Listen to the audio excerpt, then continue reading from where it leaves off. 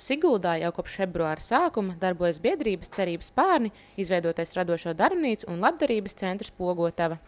Centriņš ir īpašs, tajā var ne tikai iegādāties dažādus rokdarbus, bet arī apmeklēt dažādu rokdarbu tehniku apmācības un pagatavot kaut ko skaistu sev un citiem, kā arī izmantot šūšanas, dāvanu saņošanas un apsveikuma izgatavošanas pakalpojumus.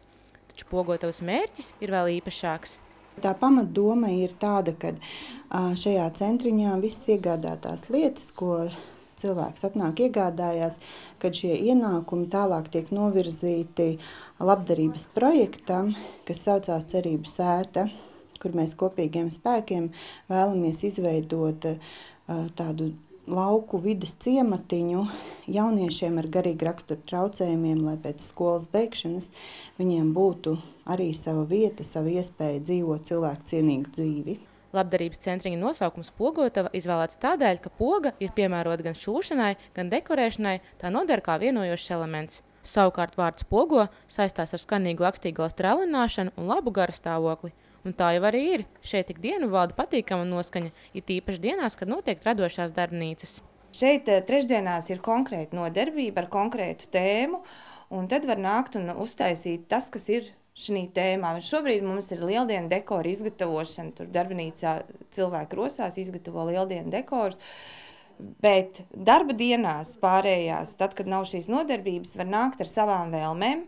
Mēs palīdzam uzadīt, uztamborēt, pamācam, ja grib izšūt vienalga kādu rokdarbu tehniku, mums meitenes ir ļoti protošas un nepārtraukti mācās un pilnveidojās, un mēs varam palīdzēt gandrīz neiespējamos darbos. Paraugam, kādus tad lieldienu rotājumus tur cītīgi meistaro vesels pulciņš jaunu dāmu. Veidoju lieldienu dekoru.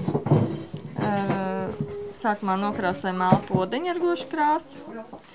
Tagad ar sizāli taisu tādu ligzdiņu. Tad ar dekupāžas metodi šādu veidu oliņu aplīmēju, kuru iesēdināšu podziņā iekšā. Un tad izdekorēšu vēl ar spalviņām. Skaists dekors būs uz galda, vai ne? Nu, jā, uz galda var, lieldienu rītā var vairākas tādas sataisīt. Ja vairāk cilvēku ģimenē, tad katrs var uztaisīt vienu tādu. Uz Pogotavu laipni aicināts ik viens.